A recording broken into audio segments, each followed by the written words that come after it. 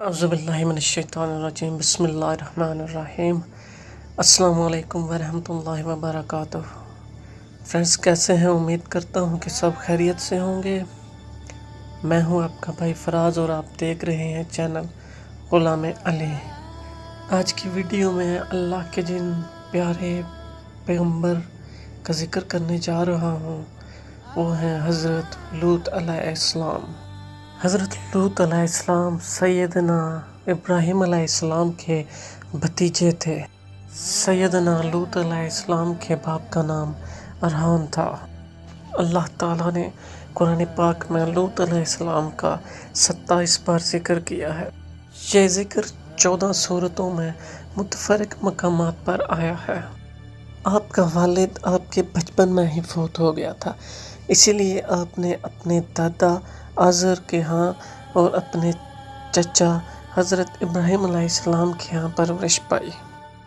यही वजह है कि इब्राहीम अलैहिस्सलाम को इनसे बेहद मोहब्बत थी। जिस वक्त पूरी कौम हज़रत इब्राहीम अलैहिस्सलाम के ख़िलाफ़ हुई और इनको आग में डाला गया, इस मुश्किल वक्त में सिर्फ हज़रत लूत अलैहिस्सलाम ही वो शख्स थे जो आप पर ईमान ला चुके थे।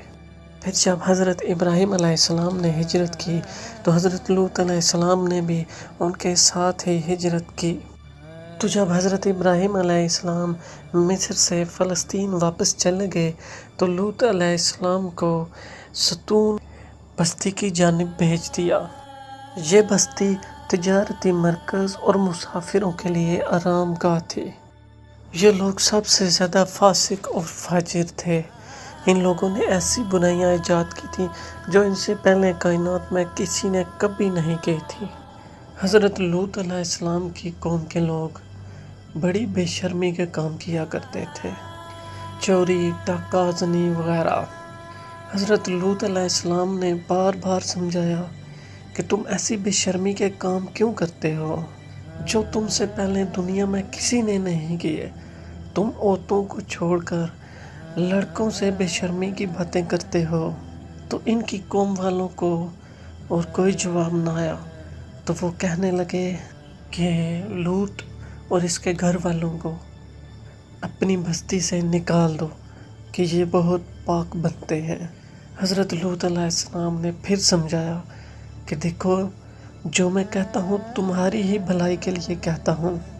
मैं ये नहीं कहता कि जो कुछ मैं तुमको नसीहत करता हूँ इसके बदले में मुझको कुछ पैसा या मजदूरी दो, बल्कि इसका बदला तो मुझको अल्लाह देगा।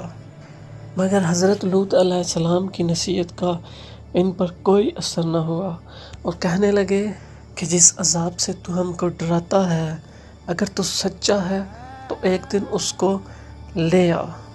तो दोस्तों, फिर क्या हुआ? खुदा का गज़ब जोश में आ गया। अल्लाह ने फरिश्तों को खूबसूरत लड़कों की शक्ल में हज़रत लूत अलैहिस्सलाम के घर पर भेजा।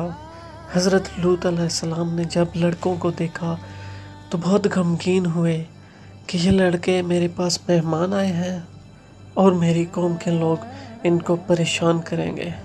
हज़रत लूत अलैहिस्सलाम कहने लगे कि आज का दिन मेरी मुश्किल का दिन है।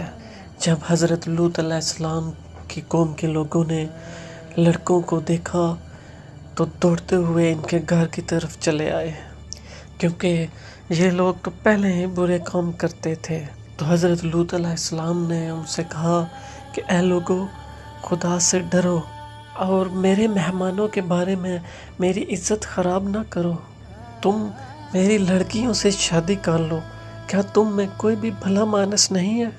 तो वो बोले कि तुमको मालूम है कि तुम्हारी बेटियों की हमको ज़रूरत नहीं है और जो कुछ हम चाहते हैं वो तुमको मालूम है। तो हज़रत लूत अलैहिस्सलाम ने फरमाया, काश मुझ में तुमसे मुकाबले की ताकत होती या मैं किसी मजबूत किले में होता। तो फरिश्ते जो खूबसूरत लड़कों की शक्ल में आए थे उन्होंने हज़रत लूत अलैहिस्सलाम को इतना गमगीन देखा तो कहा, हम तुम्हारे रब की तरफ से भेजे हुए फरिश्ते हैं। ये लोग आप तक किसी कीमत में नहीं पहुंच सकते।